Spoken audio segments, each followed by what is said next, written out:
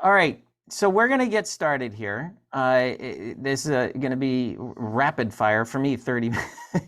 I think many of you know me, and so you may agree that 30 minutes for me is rapid fire. That's like as fast as I go is the 30-minute window. That's why I'm not invited to too many meetings these days. So today, I'm really excited for this topic today because this is a brand new how should I put it? This is a brand new perspective of this concept of conversational engagement. And in fact, I don't know if he's here yet, but the person that inspired this thought for me was Reggie Henry. I don't see him yet in the attendee list, but and he may or may not show up today. But if he does, I have a slide where I want to bring him into the conversation at the very end. But Reggie Henry refers to this concept of conversational engagement as an insight system. And I think I really love that phrase. So I put together this deck recently based on this perspective of looking at capturing more member insight. And that's what we're going to be talking about today. So let me start with this concept. I remember I'm a Gen Xer, and I remember back in the day when MTV first came out, and Sting and Dire Straits, and I remember all the adults at the time saying this is ruining our generation. Now our kids have an attention span that of a goldfish. Well, now here we are in 2023, and they're still saying, Time is still saying, the experts of health and neuroscience are still saying, well, congratulations, you now have an attention span shorter than that of a goldfish. You know what? I don't believe that. I really don't. I think this is garbage. I don't know how they're measuring that. So I put the big aggressive wrong sign in there. I think what's happening is we've been trained. Now, I think we've lost some skills and we gained some skills, but one of the skills I think we've gained is that of creating a really good filter, right? If you ever watch your kids, or maybe you do this, but if you ever see somebody fly through social media, I kind of do this with Instagram. I fly through it pretty darn quick, but when something captures my attention, I could be there for a long time, way longer than that 8 seconds that a goldfish can pay attention to something, right? So the trick here is we have about 8 seconds to capture somebody's attention. You have about 8 seconds to capture the attention of one of your members. That's very, very specifically what we're talking about. Do you know that, and many of you do, because this is a stat I use often, and it's not a scientific stat. This would not pass any market research qualifications, but we looked at a lot of our clients at a certain point. We asked this question, or clients asked this question of their membership for lapsed members. Did you know your membership lapsed? Looking at like a span of like 20 different clients of ours that asked that question, about 53% of members who had let their membership expire or lapse, it may be in the grace period or whatever, didn't even know their membership had lapsed. And I've seen some that are way worse. I've seen some that are like up to 80 some odd percent of members didn't even know their membership lapsed after it lapsed. Why? Sadly, I believe it's because we've trained them that these are emails that aren't that critical. You failed that ability to make it through the filter, sadly. So that's what we're going to talk about today. One theory that I have is what increases our ability. By the way, you're going to hear a lot more fumbling and stumbling, given that this is the first time I'm presenting on this particular topic, but that's also why I'm so excited to do it. But you'll find that our ability to get through that filter is very tightly correlated to how personalized the member experience is. If your mother sends you an email or a text or whatever, you can't tell me you're not going to respond to it. You may not respond to it right away. You may not respond to it, but you're going to see it and you're going to read it. I know you are. And why is that? Well, who has better insight on you? Who knows you better than your mother, right? And with rare exception.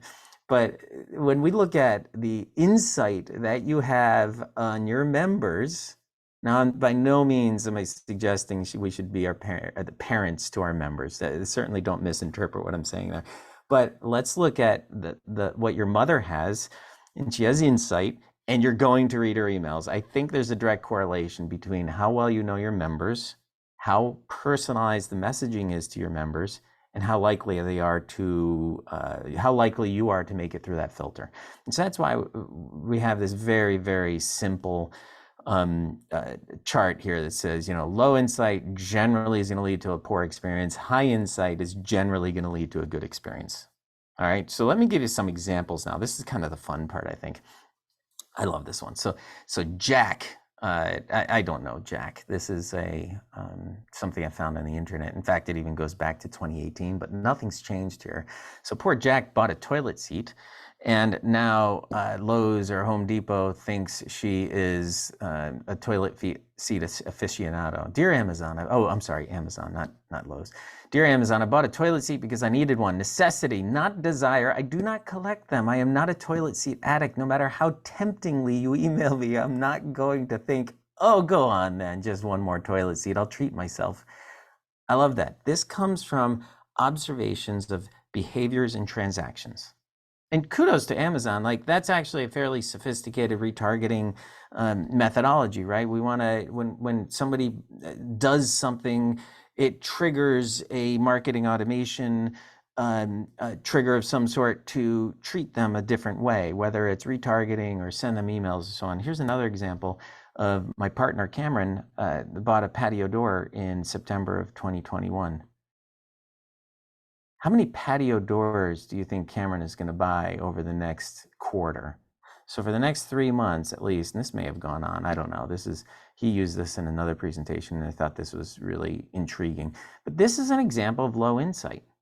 Right? These are examples of organizations that actually have very sophisticated marketing setup, and they're still just talking at people based on behaviors and transactions. So I was driving back from New Hampshire. I live in Boston.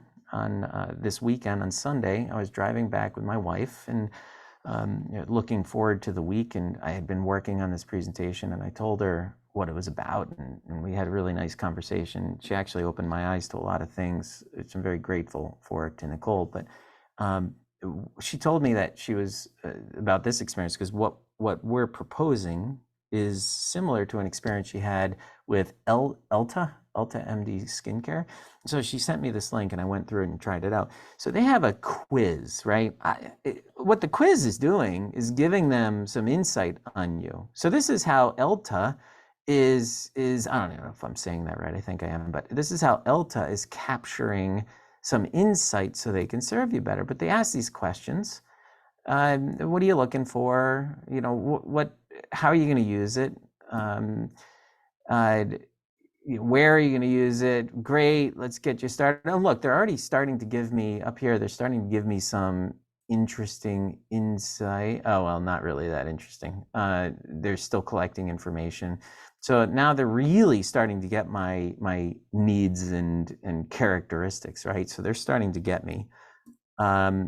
But they need a little bit more. Let's see, scale to estimate how your skin will react. So now they're saying, well, we just need to know a little bit more based on this and that. So, how would you describe your skin tone?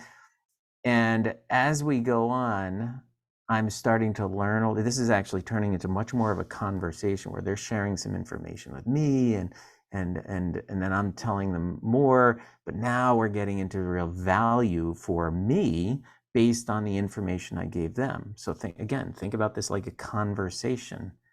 By the way, I am keeping an eye on the chat.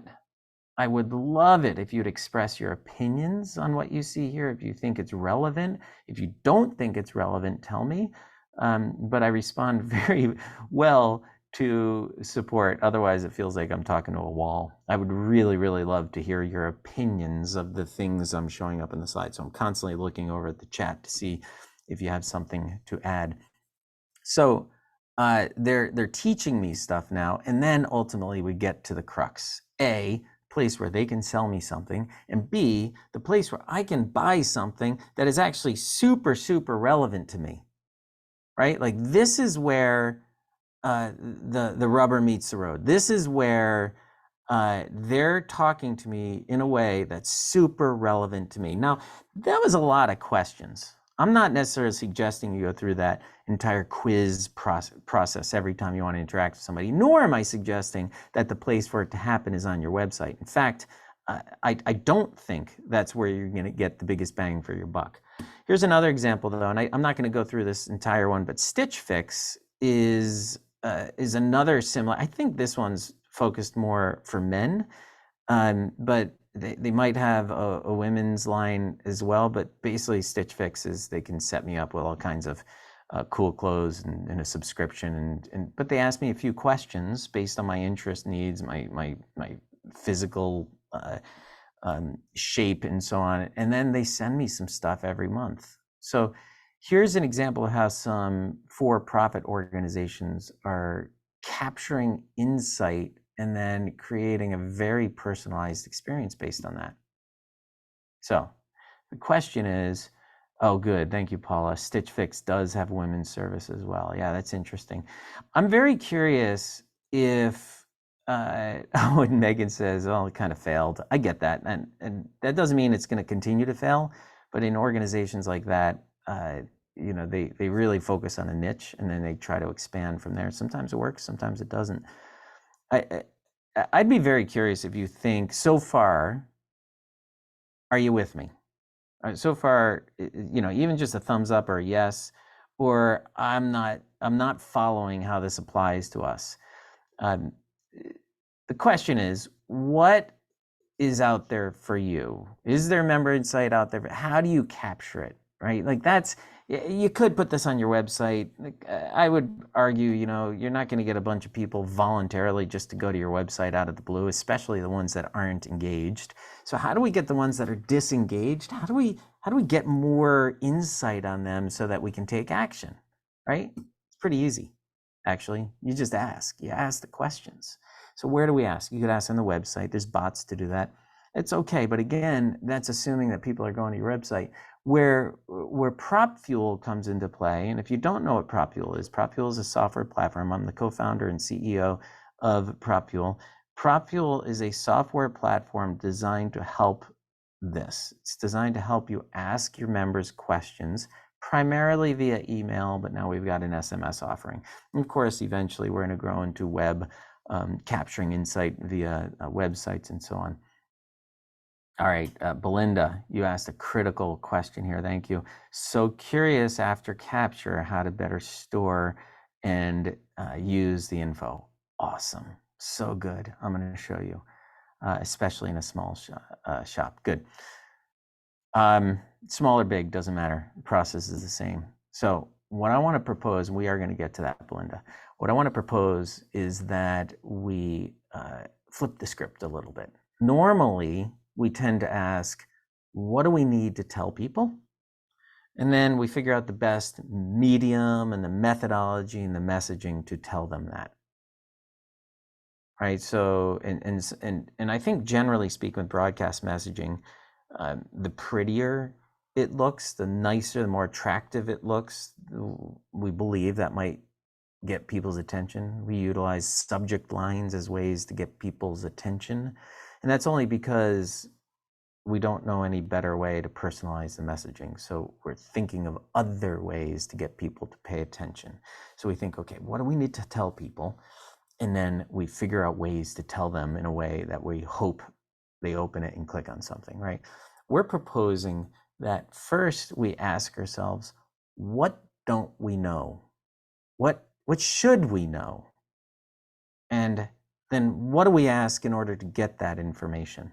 Now, the sticky part here is historically, we don't really have an effective way to ask questions and capture insight and take action. And that's what we're doing here. That's the methodology that, and as much as this, I want you to learn a concept here, I also want to sell you PropFuel. Like that's a big reason why we do these events. There's a whole philosophy behind this, but essentially PropFuel is a system that that makes it really easy to do this on a continuous basis.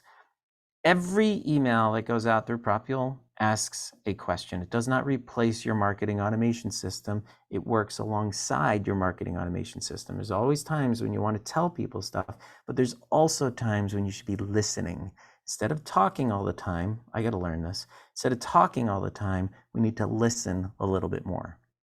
Right? And this is the process for listening. And it starts by simply asking a question, much like you would if you saw your neighbor or a friend in the grocery store. You ask a question, hey, what's going on? How's it going? Where you been?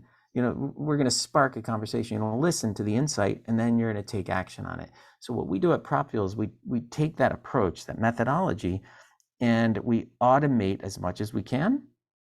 And we get it to the point so that you can actually have the true human interaction with the people that need it. And that's what we're doing. So asking is about capturing insight, and then that triggers action. So Belinda, I think we might be getting close to answering your question here. All right. So this flywheel, right? This cycle is we're going to ask questions, we're going to capture insight, we're going to deliver immediate action. And I'll show you some examples of that, but the action might be in the form of respond with a particular landing page, send them an email, alert somebody internally to your organization that should reach out to this person, update the database, update your AMS with more information about the member, about that insight that you just learned, add people to a different campaign, or any collection of multiple things here, but there's a dozen or more actions that might take place simply based on how somebody clicks on an answer in the email. So, and of course, part of that is you're going to save this information to personalize later. Something I didn't put in here is you also have this stuff at an aggregate level. So you can still evaluate your membership's trends and behaviors and needs and interests at the aggregate level, but Propule is designed to interact at the individual level. A bonus is you get to look at it at the aggregate level.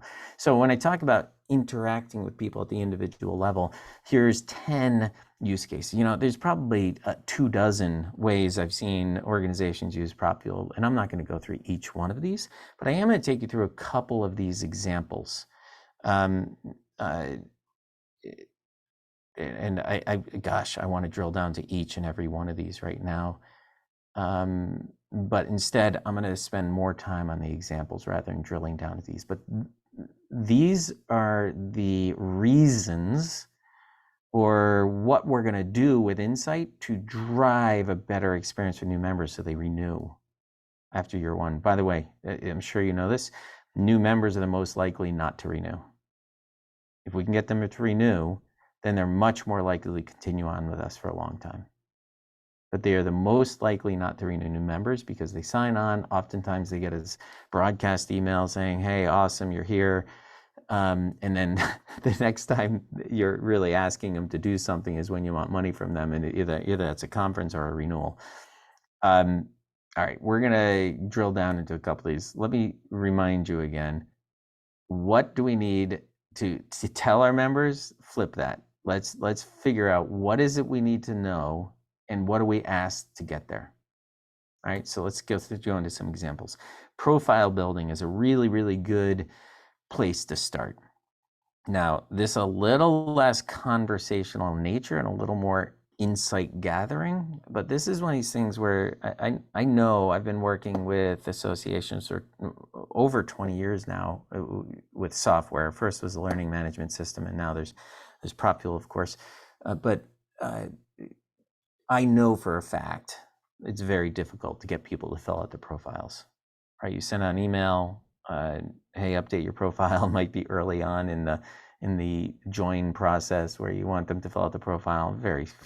Very small percentage of people actually click on that link.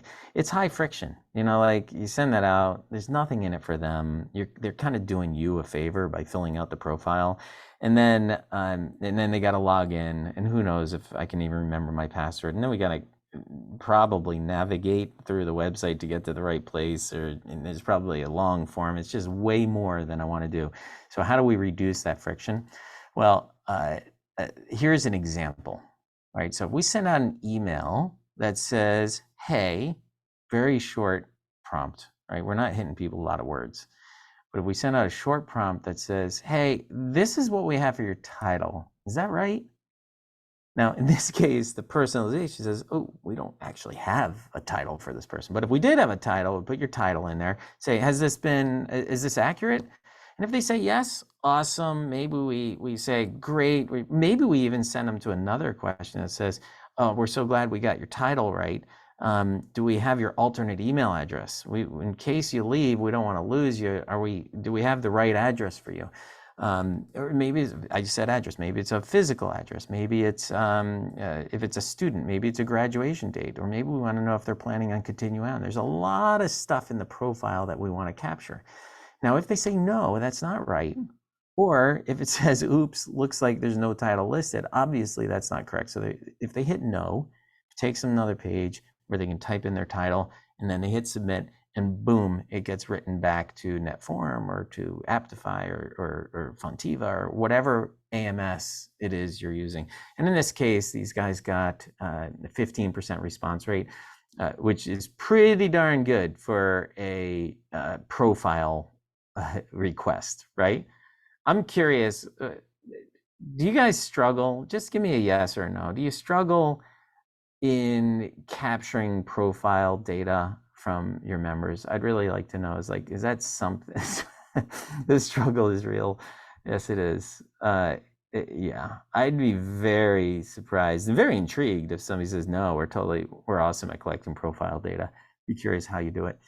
But 15% is really, really good. Like click-through rates for most organizations through marketing automation is somewhere around 2-3%, depending on what you're asking for. So you got to send out 1 billion emails to get this number of people to respond. And they got 507 people to give them the correct information. Just awesome. Just really, really cool approach. Now, American Society for Microbiology wanted to get a feel for, what's the primary interest their members have at the individual level. 16% response rate. They got 4,000 plus people to respond. But this is what the action looks like, right? So this is behind the scenes. If somebody selects this, then add it to this field in Netforum. And by the way, send them or show them a page with more information about antimicrobial agents and resistance. I have no idea what that is, nor do I have any interest in it, to be honest, but somebody does. So let's show them where they can get more information or learn more about this, or let's maybe tell them about an educational course or certification we have in that particular thing that they might be interested in, right? Reminds me of the skincare company that my wife told me about. All right. Are there any questions about this so far? I want to make sure. I don't see anything in my Q&A. Feel free to type your questions into the chat. In fact, I kind of prefer that because that's what I'm keeping an eye on. I would love to answer your questions. And Belinda, let me know if this answers your question or not. Where do we store this stuff? The reality is, when it comes to storing this data, you can store it in Propule. Like Propule holds on to everything, but you don't have to write it all back to your AMS. You send stuff back to your AMS that's relevant, and that's all automated simply by how they answer. The connector then sends it back to the right fields in the contact record. So MSTA had a print magazine publication that they sent out.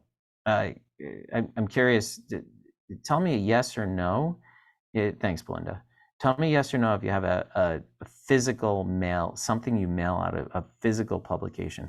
Well, these guys sent out, I can't remember the size of their membership, but they got over 11,000 people to opt in for digital publication instead. Megan says, oh, yes.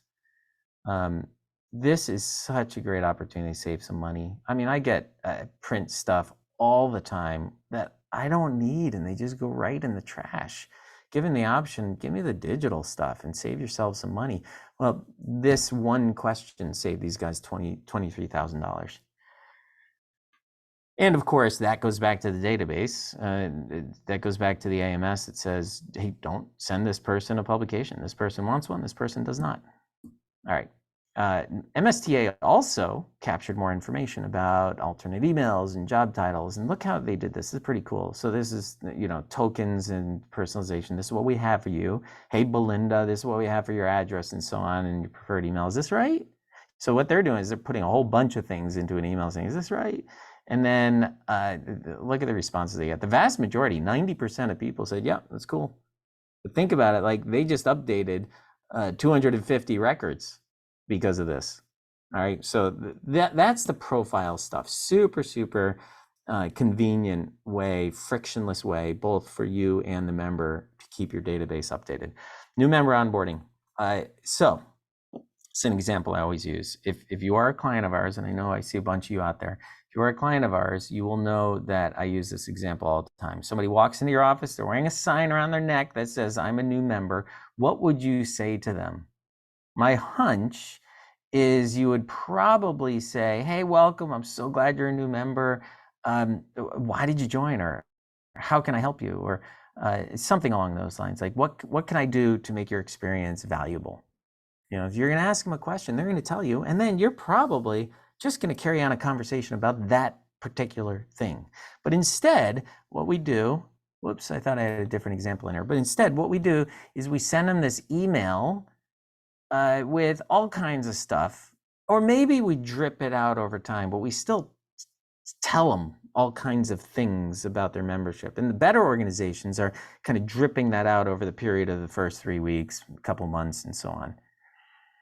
What I'd propose is you do what you would do if they were really human beings and you were a human being, and if they were right in front of you. What would you do? Just ask them a question. So this is a very busy slide. I apologize for that. Carrie says, what's your main reason for joining? So she said, welcome. She sends a little blurb.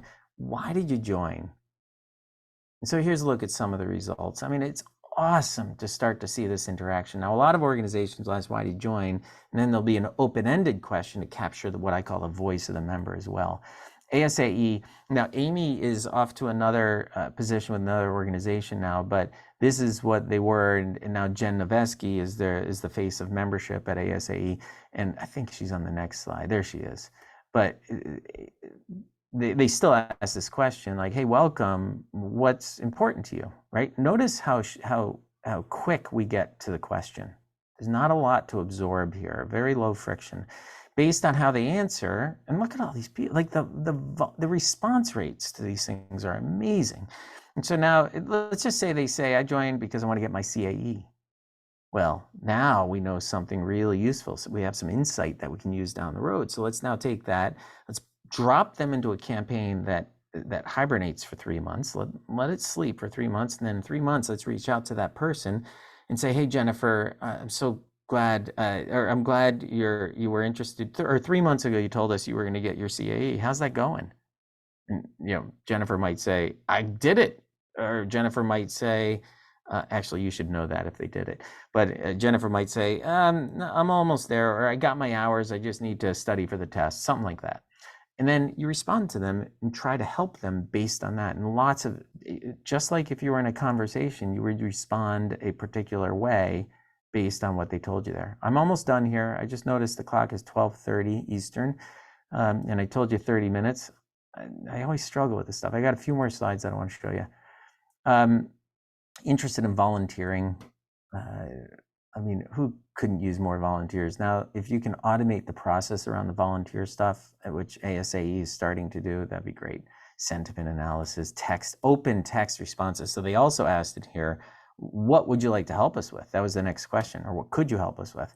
You got almost 1,000 people say, this is how I want to help you. How cool is that?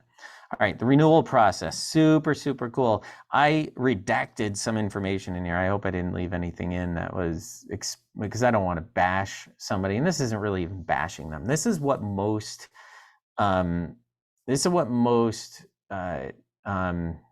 I just saw this white box.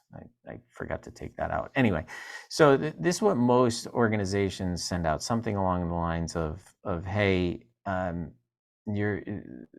look, your membership's renewing or expiring or has expired. You don't want to miss out on all these awesome things we do. And here's more information, 80% of something, blah, blah, blah. And we're proud about this and that, and renew, like to auto renew and all this stuff. Now, they're either going to click on it and renew, right? That's the goal, and some do. Or they're not going to click on anything, and you're not going to know if they even saw this. Even open rates don't tell you if people saw it. And if they don't do anything, is it because they're not going to renew, or because they just don't feel like doing it now? Because there's enough friction in terms of, I know I'm going to have to break out my credit card. I'm going to need my login information. I'm got a meeting in 5 minutes. I'm going to do this later. You got a meeting in 5 minutes though, and you get a question that says, are you planning to renew? How easy is it to answer one of these questions, like to answer with one of these options? You click on this, there's nothing else I really need to do. Sure, we're going to take them to the right page so they can renew if they want, but at least we got the insight that says, yes, I'm going to renew, or really valuable to know, no, I'm not going to renew, so that you can maybe take them another question that says, well, why not? Oh, well, I'm retiring. Oh, did you know we have a retirement program? Okay, so this is all centered around the idea of creating a system to capture insight and take action with it. Member winbacks. This is proven to be an incredibly effective way of getting members to come back, and to come back quickly. There's also this concept called pattern interrupt. And we're so used to seeing these emails that look like this, which is a lot of words, to an email that looks like this, which is not a lot of words, right? There's this concept of pattern interrupt, where all of a sudden it gets through your filter because it looks so easy. There's so little for me to read. Yeah, I can do that in about 2 seconds. I even beat the goldfish in that one. All right.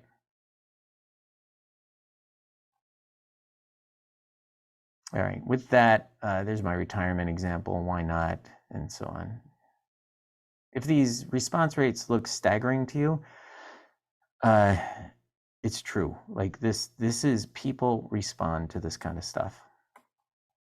All right, so Reggie, I do not see him. Reggie, jump in if you are here, but I do not see him in the list. So I'm just going to talk to this for a minute, but it was literally yesterday I was in a conversation with Reggie Henry, who's the Chief Information and Performance Excellence Officer, which is I call him CIPIO. Actually, I don't call him that, but I think it's kind of funny. But many of us, I'm sure, know Reggie. He's kind of the godfather of our industry, I think. And as we're talking about capturing insight and really understanding our members, I keep using this phrase member profiles, and this is where I'm wrapping up, guys. I keep using this phrase called member profiles.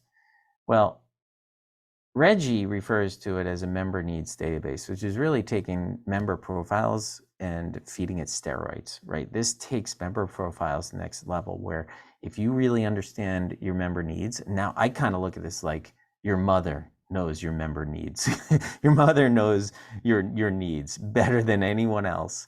Maybe until you're an adult, of course, but very few people know you as well as your mother knows you. So this idea of a member needs database now allows us to interact with this person wherever they are, at whenever they need it, with very, very personalized information. And that's what we're trying to build here at PropFuel. We've done a pretty good job with what we've done, and we have a long way to go in how we can help continue to capture insight in your members. Now, I have 2 giveaways I would like to offer you guys. One is, I take it back, 1 giveaway and 1 ask. So the giveaway is this 100 questions associations should be asking members. If you're intrigued, you might have already downloaded this at some point. We've broken it up into a 5-part email series. There's also 1 ebook that summarizes it all. If you're interested, point your phone at this. Forgive me, I don't have a link. I should put a link into the chat. If you're interested, point your phone at this. If you want, you can also go to our website, propfuel.com, and go to the blog. Hey, Robson, if you can point people to the blog site for me. Robson is my friend on my team. Jennifer, we're going to get you that. So look in the chat. Maybe Robson can point us to this particular link, or Robson, maybe you can point people to the blog where they can download any number of our resources. So here's one. I'm going to go off this in 3, 2, one. And now this one is, if you like what you're seeing here, this is the ask. If you like what you're seeing here and you want to see how we're working with associations that are like yours and what they're doing to drive revenue and to increase their membership and to retain their members, then you can point your phone here, pick a time, book a demo, and we try to offer a little incentive every time we offer this. So in this scenario, we'll remove any setup fees if you end up moving forward with us. Thank you, Robson. So Robson just pointed the link to the ebook. And then if you want to just go to www.propfuel.com, up at the top of the page, you'll see a place to book the demo if you're not doing it with your phone here. So with that, folks, I'm happy to answer any questions. I'm going to stick around for a minute. Keep an eye on the chat. But that's it, man. Only, gosh, that's terrible. 7 minutes long. Thank you for sticking around. I hope this was valuable. And that's the talk on the member insights. Have a great day, everyone.